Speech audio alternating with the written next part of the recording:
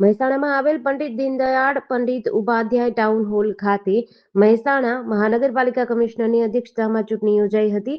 Mayor પદ માટે બહુમતી સાથે સોનલબેન વિષ્ણુભાઈ ઓઝા અને ડેપ્યુટી મેયર પદ માટે રમેશભાઈ રાજપૂતની નિમણૂક કરાઈ હતી। પ્રદેશ ભાજપ દ્વારા આપવામાં આવેલ મેન્ડેટ મુજબ જિલ્લા ભાજપ કાર્યાલય ખાતે સર્વે આગેવાનોની ઉપસ્થિતિમાં મેયર અને ડેપ્યુટી મેયર જાહેર કરી દેવાયા હતા।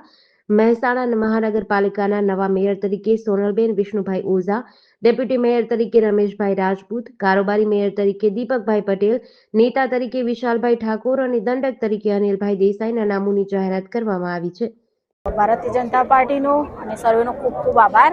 અને મને જે આપ મળ્યું છે અવસર, તો એને હું ખૂબ નિષ્ઠાપૂર્વક એને કાર્ય કરીશ। સૌપ્રથમ તો પહેલાં મહેસાણાની ક્લીન અને ગ્રીન સિટી બનાવવાનો પ્રયાસ ચોક્કસ કરીશું અમે, અને એ માટે અમારાથી જે સૌને સાથે રાખીને જે કામ થશે એમ કાર્યો કરીશું।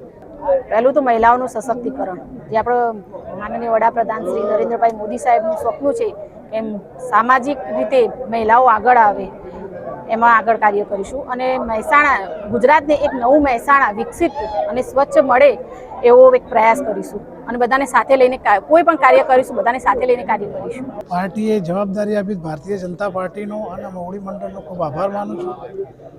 પ્રથમવાર મહેસાણામાં મહાનગરપાલિકા થવા જઈ રહી એમાં પહેલું જ મને તક મળી, તે બદલ પાર્ટીનો, સંકલનનો અને સૌ કાર્યકરોનો, મોવડી મંડળનો સૌનો હું દિલથી આભાર માનું છું। GDC ન્યૂઝ સાથે ભાવિન ભાવસાર, મહેસાણા।